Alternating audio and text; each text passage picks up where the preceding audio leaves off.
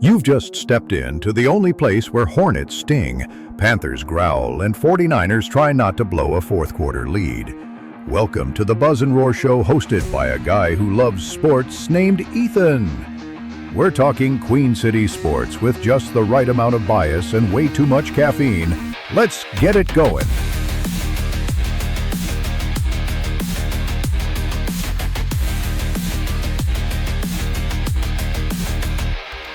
Welcome to episode 23, baby. Come on, let's go. It is episode 20. It's episode 23, right? I always do this. It is episode 23, right? Because the Andrew Feinkel episode was episode 22. Yes, check out the Andrew Feinkel episode on my channel page. Whatever, I interviewed Andrew Feinkel. It was very fun. That was the best interview I've ever done. Anyways, I did not have an episode last week, so I'm very excited for this one. By the way, hilariously enough, I'm home alone all week. So this entire studio that you see behind me, I have to myself all week to record every video that I can. I'm going to be posting content after content after content all week, so stay tuned for that. But it's episode 23 of the Buzz and Roar Show. Welcome to the Buzz and Roar Show. If you're listening on Spotify, make sure you subscribe to my YouTube channel called Capital B Buzz, Capital A N, Capital R Roar, Capital S Show. And if you're watching on YouTube, follow the show on Spotify. Both are linked in the channel bio or description of this episode. If you'd like to get involved with the show or sponsorship request, I do take sponsorship requests. Send me an email at all lowercase ethanthebroadcaster@gmail.com or click the email page in my YouTube channel's main description. I'd love to hear thoughts, questions, or ideas for future episodes, and be sure to follow the podcast on Instagram, all lowercase Buzz and Roar Show, for updates, clips, and more. All right, with all that out of the way, subscribe for more. I'm trying to reach 1,000 subscribers by February of 2026. You probably see that right here or somewhere around here because I'm testing something out. I've got a little border how everyone else does. I have not had that this whole time. Hopefully it looks really good. I think it will. And if I don't have it, I probably just gave up and it didn't work or something. Apologies for that. I will get one of those borders that you see in those episodes. Anyways, let's go Hornets, baby. It is a full episode of Charlotte Hornets content as we could see a 7th straight win. This episode, you guys will know if we saw a 7th straight win by 8 p.m. because that's when it's releasing. However, of course, I'm recording this at 12, so there's still 4 hours, 12 Eastern, so there's still 4 hours until, it actually happens. Anyways, let's go for a game to start us off. Let's go to kickoff here on the Buzz and Roar Show. Let's dive into the show with a game to start us off. It's kickoff time here on the Buzz and Roar Show. Who's ready? I know I am.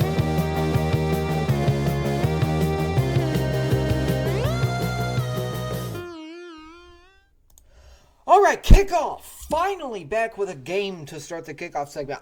The past couple of weeks I've been lacking, okay? I've been not doing games. I've been just kind of talking, and that's not what the kickoff segment is all about. We're going to do a game, and then we're going to talk Hornets. Let's go. The kickoff segment, the game is actually for you guys, so get ready. I'm going to give the viewers, you guys, 3 hints, and you have to tell me in the comments without searching it up. And I will know if you did it, if you just instantly get it. If this video comes out and somebody gets it the second they watch it, I get 1 view, then 30 minutes later after they watch this 30-minute video, I just have 3 comments, okay? That proves to me that you were a cheater. And if you do cheat, admit it. Tell me that you cheated. You will not win. But you have to tell me what that Hornets player is. I will give you 3 hints. It is going to be very hard. I try to make it as hard as possible, so you have to be a die-hard Hornets fan to get this right. It's going to be one singular round. Whoever gets it first in the comments gets pinned and can email me at all lowercase ethanthebroadcaster@gmail.com to come on episode 24. Okay, so here we go. Hint number 1. Before arriving in Charlotte, this player once recorded a game with 5 in every major stat category: points, rebounds, assists, steals, and blocks, which is something fewer than 20 players in NBA history have ever done. Once again, these 3 hints are telling you one player. It's not 3 hints for 3 players. It's 3 hints for 1 player. Hint number 2. He is one of the only players in league history to rank top 5 all-time in career points for his national team, despite never being the number 1 scoring option on any NBA roster he played for. Let me read that again. He's one of the only players in league history to rank top 5 all-time in career points for his national team, despite never being the number 1 scoring option on any NBA roster he played for. Then hit number 3. While playing for the Hornets, he once signed the largest contract ever given to a European-born player at that time, even though he never averaged more than 16 points per game in Charlotte.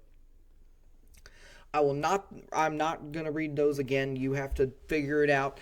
No cheating. Answer down below. And so this all limits cheating.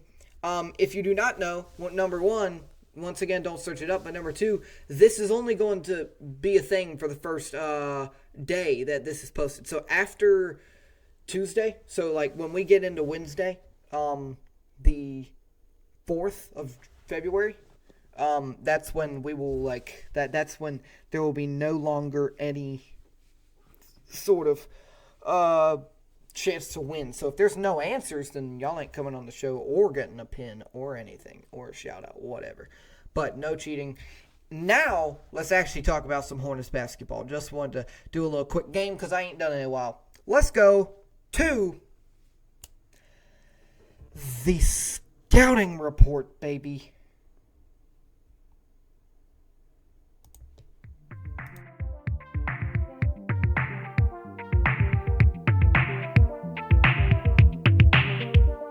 It's time for the scouting report. Key matchups and more for this week's Charlotte sports teams.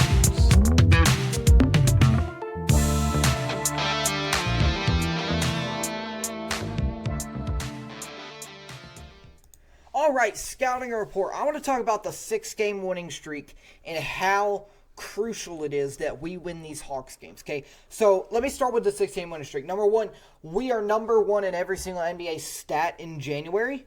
Like, what?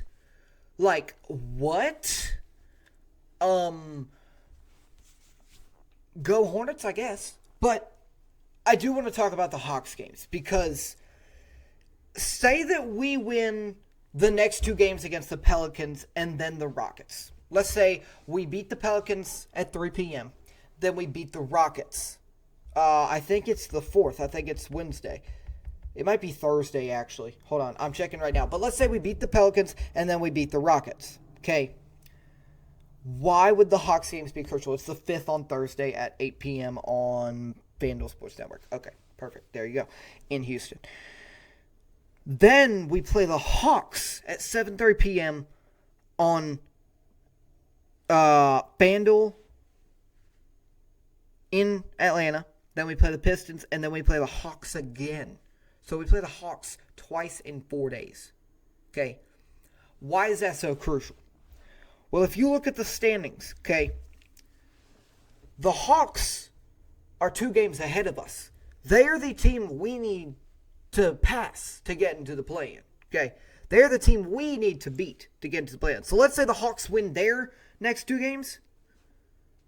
Let's say they beat the Heat, then they beat the Jazz, and then we beat the Pelicans and we beat the Rockets. They would still be 2 games ahead of us. So then all we need to do is just beat the Hawks twice. That's all we would need to do. We would literally just need to beat the Hawks twice. Now, an even better scenario would be for us to win these next 2, and then the Hawks lose their next 2, and then we'd be in the play-in. But those Hawks games coming up are crucial no matter what, because even if we are in the play-in when we're playing them, they could still come back with those Hawks games.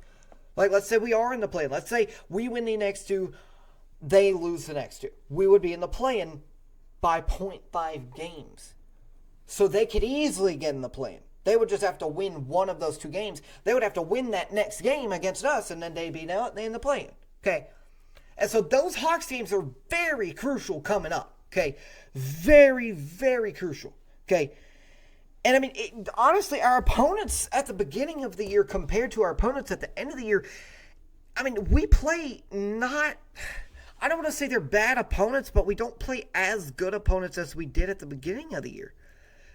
I mean, these next 3 months are semi-easy based on what we've seen from this team. If we can keep it consistent.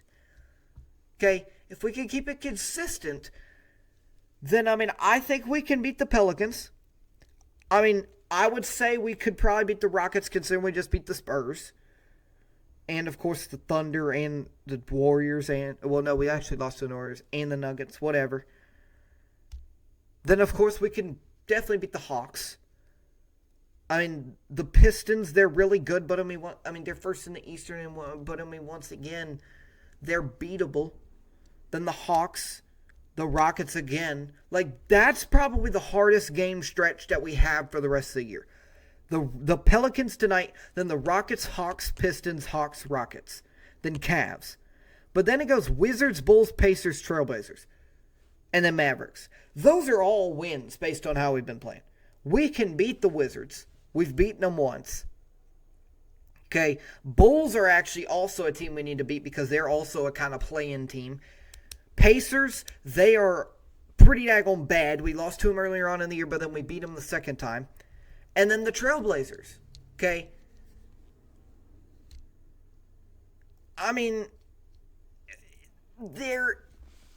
Once again, I don't want to go out and say these are the easiest games ever to win. These are the easiest games ever, okay? But I'm just putting it out there. They are the easiest games we have certainly had all year. Because we've had to start the year, we had because we started with the Nets game. Let me find the Nets. We started the year off with Timberwolves, Lakers, Bucks, Thunder, Clippers, Knicks, Raptors. Raptors are actually, they're not bad. I'll count them.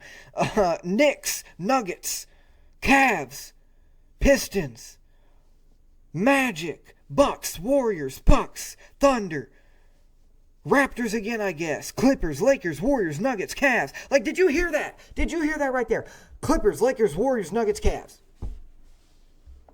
And then we get a little 2-game break with the Magic and Wizards. And then we go 76ers, Grizzlies, Mavs, Spurs. Okay, so it's beatable. These are compared to the beginning of the year. These are beatable teams coming up.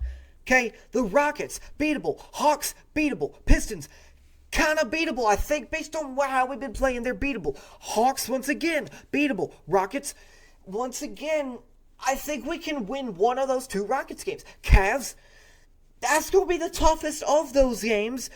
But if we're being honest here, it's still kind of beatable. The Cavs are kind of slowing down a little bit. Then the Wizards, beatable. Bulls, beatable. Pacers, beatable. Trailblazers, beatable. Mavs, beatable. Celtics, gonna be close. Beatable, though. Heat, beatable. Suns, beatable. Trailblazers, beatable. Kings, beatable. Spurs, we just beat the Spurs. I would put on a limb. I would go out and say the Spurs are beatable. Okay? Heat, beatable. Magic, beatable. Grizzlies, beatable. Kings, beatable. Knicks, semi-beatable. Once again, kind of like the Spurs game. Kind of like the Rockets game. Kind of like the Pistons game. Pretty much beatable. 76ers, I would say that's kind of as well. The 76ers aren't the greatest team in the world, but they're definitely a good team. They're definitely a good team. Then the Celtics, once again, kind of in the middle. Nets, beatable. Suns, beatable. Pacers, beatable. Timberwolves, Celtics, Pistons, Knicks, That's their entire schedule for the rest of the year. I'm just saying, these games coming up, based on what I've seen in this 6-game winning streak, and really just in January and in general, I could go on a limb and say that we could possibly win the rest of the year if we actually tried hard enough. Are we going to? No. Let's be honest here as Hornets fans. No. We're probably going to win maybe 2 more on this winning streak, then go on a 4-game losing streak, then go on another 8-game winning streak. It's going. I feel like the Hornets, they would like lose 1 and win 8. Like that would be their pattern. That would be like lose 4, win 8, lose 4, win 8. But I'm just saying, these are beatable teams, which makes me really happy for the future because it makes me really these are, but once again, most of these are also Eastern Conference games. So not only are they beatable teams and not only are they winnable games, but they're also really crucial games, like I said a minute ago.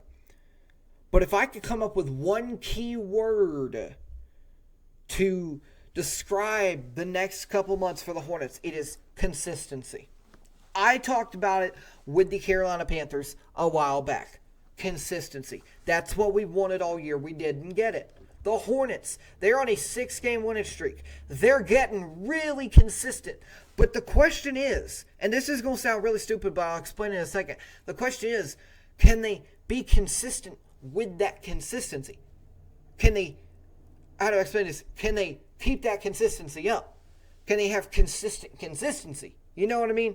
Like, are they going to... That's actually a great way to put it if you think about it. Can they have consistent consistency? So that means, like, can you be consistent for a long period of time? Or are you going to be consistent for 6 games, then lose 12 more? Or be consistent for 10 games, then lose 18 more? You know? And so, I mean, it's just... The Hornets are in a really daggone good position. But it is always tough to predict some of this stuff and just talk about it sometimes, especially with how the Hornets are. I mean, I get we've won 6 straight, but we're still kind of just teetering. Okay.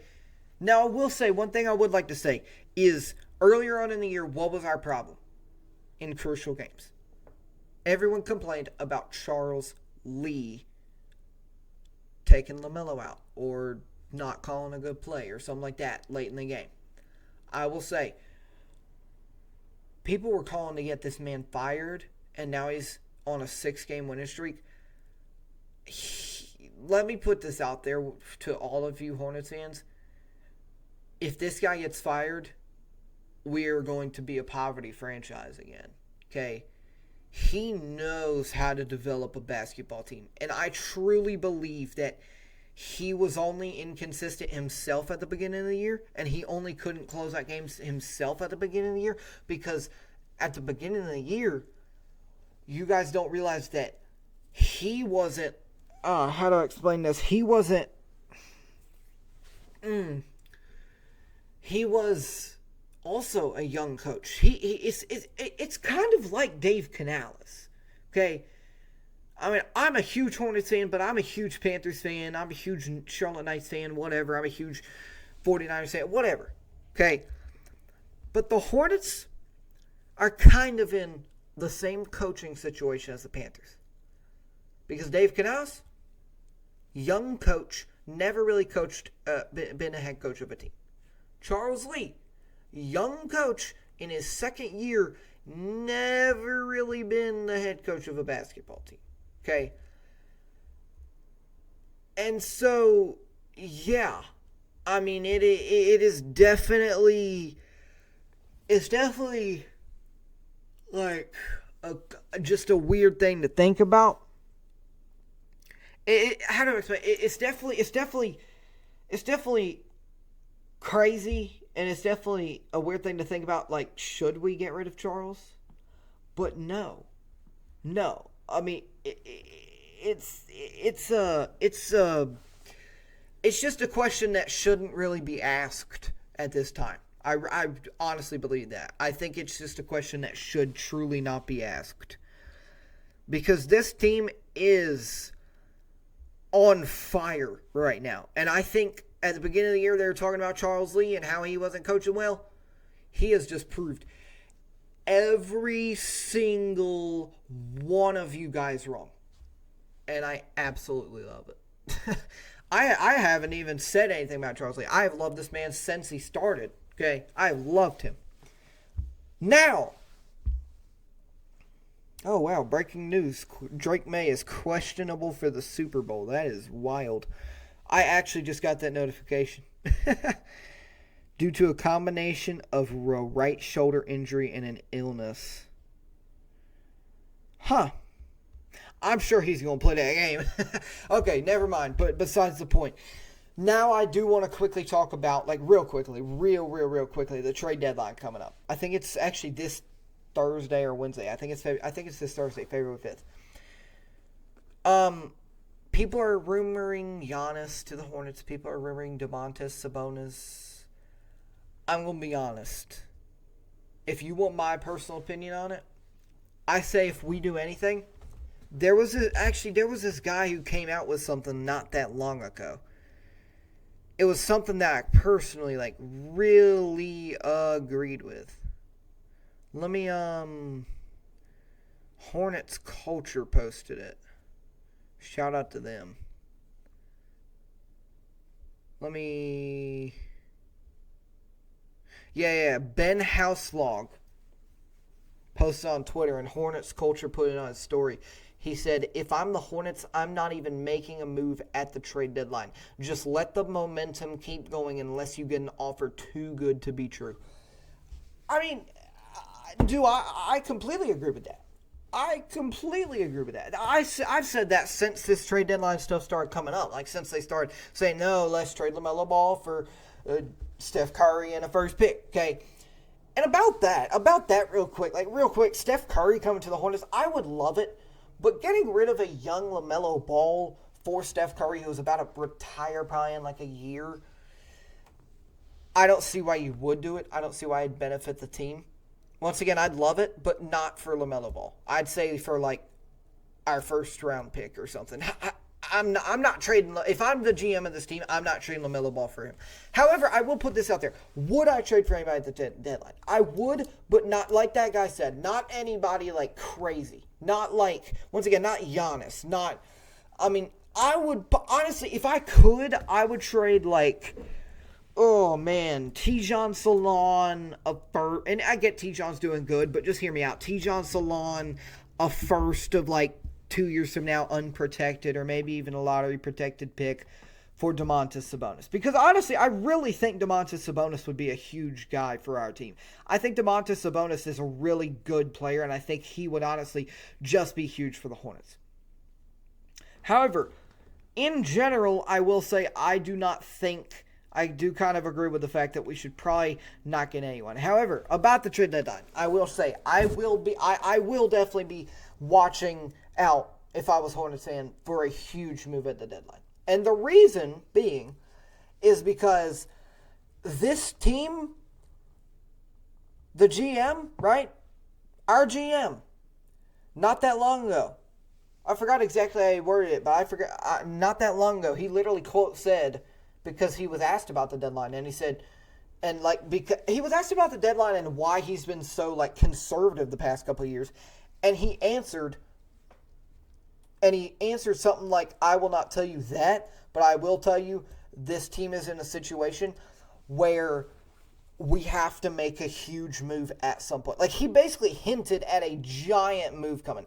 And I don't know what that means, but he actually did. Now, once again, I cannot tell you what that means in any way, shape, or form, but he really did. He said, listen, I have no idea why I've been conservative, but I can promise you this. I will be looking out for a huge move coming soon. Okay, it's definitely going to happen. Okay, it's definitely going to happen. Question is where? Okay, question is where. Now, I'm trying to find something. Okay, don't do that mid-episode. Anyways, however, I will like to put this out there once again.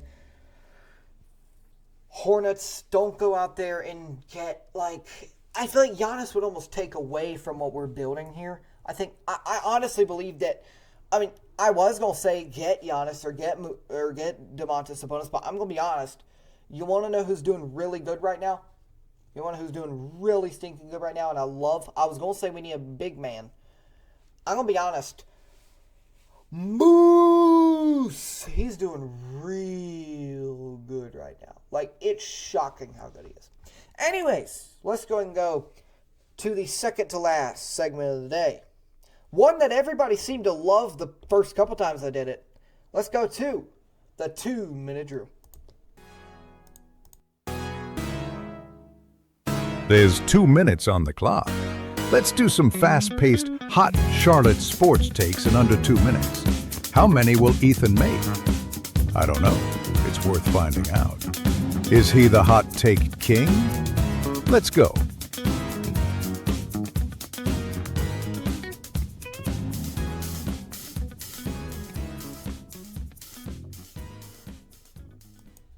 All right, 2-minute drill. This one's a quick one. So as you can see, I have the timer up in the top left. I'm not going to start it yet, of course. However, 2-minute drill, it's just hot takes. I have to just really quickly talk and I have to get out hot takes because I'm the hot take king, you know what I'm saying? That's what my whatever voice actor said. It's definitely not AI, it's a real voice actor. Who said that? Anyways, Hornets hot takes only this week. Okay, I'm only doing Hornets hot takes this week. So, I guess let's go ahead and start the timer in 3, 2, 1.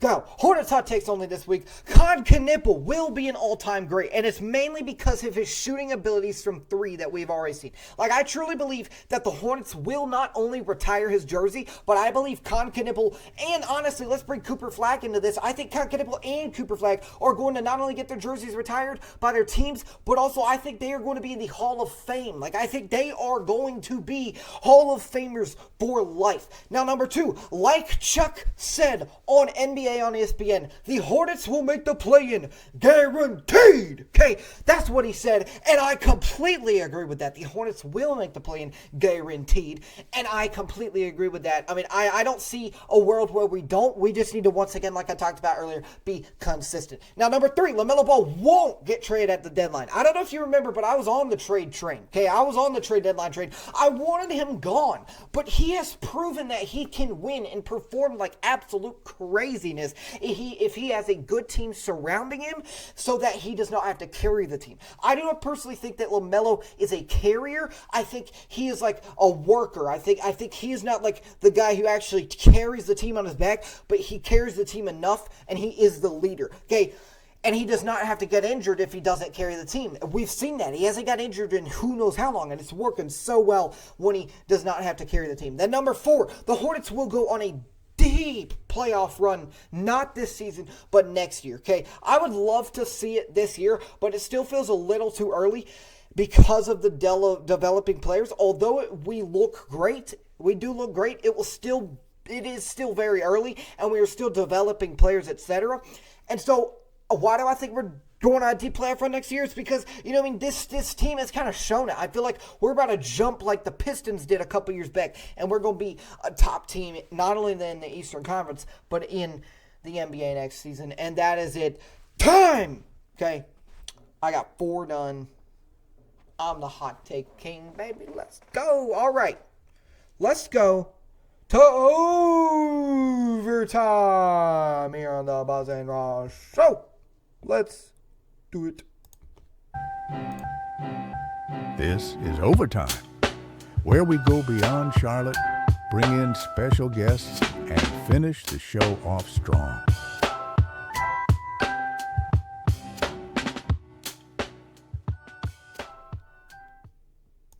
All right, overtime here on the Buzz and Roar Show. Overtime is like not even Charlotte sports. Like I'm completely not even doing. Y'all know. I mean, I was just saying for like the newer viewers, but the who will win the Super Bowl? That's my question for this overtime segment. I'm gonna keep it short, but I will say, I want to put this out there. The Seahawks, what do they have? I'm gonna keep this as short as possible. I'm just gonna put this out there, then we're leaving. The Seahawks, what do they have? They have one of the best defense in the league, if not the best. The Broncos, what did they have before they got eliminated by the Patriots? One of the best, if not the best, defenses in the league. Now, what does the Patriots have? They've got a good defense, but not the greatest, okay? Not the best in the league, okay? I think they're like 14th or 15th in the PFF rankings. And then the Seahawks offense, what do they have? The best offense in the league. One of the, if not the best, one of the best offenses in the league. The Patriots, they also have, I would say, the third, fourth, or fifth best offense in the league. So, what does that mean? Well, I said the Broncos. Why did I bring up the Broncos? Because the Patriots, they played a great defense with a great offense, and they only scored 10 points. Now, I have a question. If you're playing a great defense with a great offense, and you only scored 10 points, what do you think you're going to score if you play a better defense with a great offense?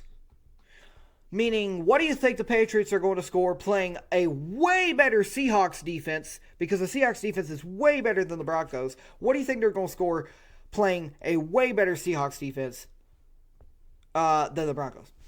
What do you think they're going to score? Less than 10. Or maybe 17 at the most. They're not going to score much, though. They're not. Then they're the Patriots defense. So, if the offense is not going to score much, you would have to rely on your defense, okay? But we just said the Seahawks offense is what? One of, if not the best in the league. They just put 30 on the Rams. They put 30 on just about every team they play. Okay?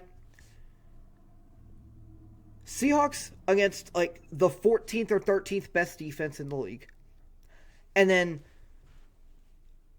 the Patriots offense against a really good defense. I honestly believe that this game could go to 85-0 Seahawks. I believe this game will possibly be worse, if not I truly believe that this is going to be worse than last year's Super Bowl. I think it's going to be 70-0. Probably not that much. They're going to slow down late. But I'm just being honest. There's no world where you could convince me that this team is going to, the Patriots, is going to compete. You could not convince me at all. You just could not. I mean, you simply could not. You genuinely couldn't.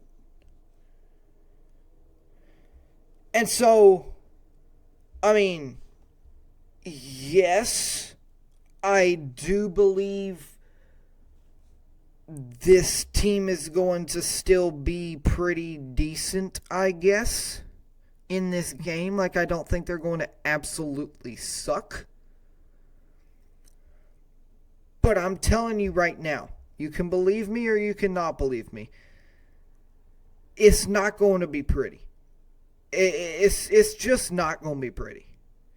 Once again, there's no world where I see this game being pretty. This game is possibly, once again, going to be worse than last year's. And honestly, I'm a UNC fan. I'm a UNC Tar Heels fan. I want Drake May to win the Super Bowl. That would be awesome. Honestly, this is the first ever Super Bowl where I don't really care who wins.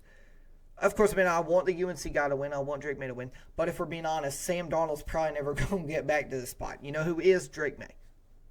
So who am I pulling for? Drake May. Kind of both. Kind of both. I'm being serious. Kind of both. But if you're being honest, I'm probably pulling a little more for Drake May. However, who is going to win? Let's just put it there. It's not going to be Drake May. You guys can quote me on this. It won't be. Okay. I have so little confidence in them, and I don't really know why. There's just nothing in me that says this Patriots D-line is better than the Seahawks O-line, or this Patriots D-line and secondary can tackle Kenneth Walker. Okay. There's no way. There's no way. Okay? So prove me wrong, Patriots. I want it to happen. Anyways, thanks for hanging out on the Buzz and Roar Show. If you want more sports stuff from Charlotte to anywhere else that throws a ball, check out my YouTube channel, Buzz and Roar Show. And hey, if you're already watching this on YouTube, welcome. You're in the right place. If you're listening somewhere else like Spotify, go ahead and subscribe on YouTube too. It's pretty easy. You just click the button like that. It's the same thing, but with more visuals and less background noise. And once again, hit follow on Instagram as well. all lowercase Buzz and Roar Show. Hit subscribe so you don't miss out. Or don't. I'm not your boss. See you next time on the Buzz and Roar Show. Once again, there's going to be a lot of content coming out this week, so please stay tuned. Stay tuned. Thanks for listening to Buzz and Roar. We talk about sports, all kinds of sports. If you like the show, hit subscribe or follow. We'll be back soon with more stuff to share. Thanks again, and see you next time.